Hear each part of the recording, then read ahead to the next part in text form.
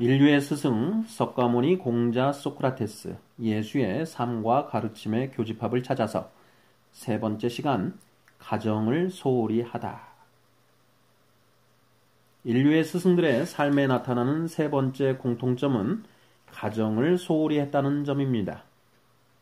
석가모니는 29살에 아내가 아들을 낳자마자 출가합니다. 6년 동안 진리를 찾아 헤맨 뒤 진리를 찾고 난 뒤에는 설법을 위해 온 세상을 떠돌아 다닙니다. 석가모니의 혈육들이 석가의 제자가 되었다는 이야기는 있어도 석가모니가 가족들을 찾았다는 이야기는 없습니다. 공자는 일남일녀를 두었는데 50세에 깨달음을 얻고 뜻을 펴기 위해 14년간 주유천하하며 떠돌아 다녔으니 가정을 돌볼 틈이 없었습니다. 명확한 기록은 없으나 공자가 부인과 화목했던 것 같지는 않습니다. 소크라테스는 어떻습니까? 소크라테스의 부인 크산티페는 악처로 유명합니다. 크산티페가 악처가 될 수밖에 없었던 이유는 소크라테스가 살림을 등한시하였기 때문이었습니다. 소크라테스는 소피스트들과 달리 수업료를 거의 받지 않았습니다. 소크라테스가 70세의 나이로 독약을 마실 때 어린 아들 둘이 있었습니다. 크산티페와 소크라테스의 나이 차이가 많았던 것입니다. 나이 많은 남편이 살림살이에는 도움을 주지 않고 광장에서 도만 설파하고 있으니 악처 노릇을 하지 않을 수 없었을 것입니다. 예수에게는 어머니 마리아와 4명의 형제들이 있었습니다. 예수가 하나님의 도를 가르치고 있을 때 어머니와 동생들이 찾아왔다는 정갈이 전해집니다. 그러자 예수는 누가 내 어머니이고 동생들이냐? 하나님의 뜻대로 행하는 자가 내 형제요 자매요 어머니이다 라고 말합니다.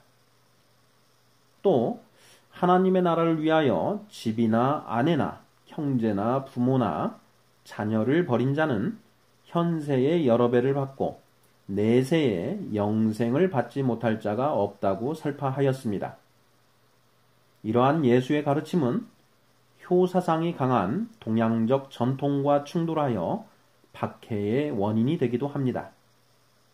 이처럼 인류의 스승들은 가정에 소홀했다는 공통점이 있습니다. 왜 그런 것일까요? 공통점은 그들이 가족과 가족 아닌 사람들을 특별히 구분하지 않았다는 것입니다.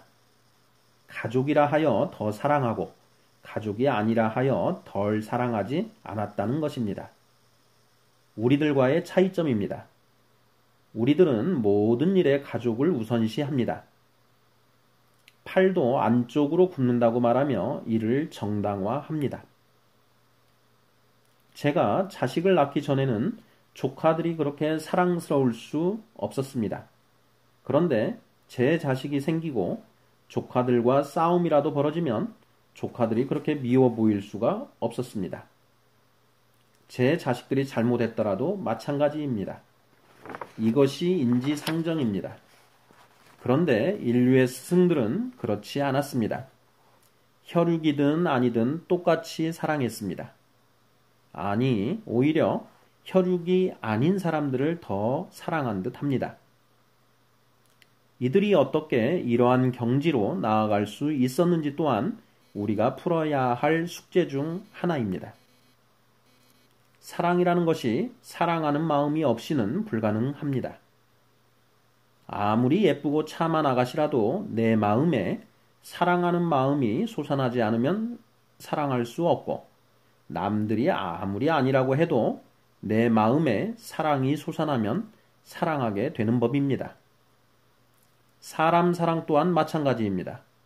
아무리 사랑하고 싶어도 내 마음에 사랑하는 마음이 없으면 가식 또는 위선에 불과합니다.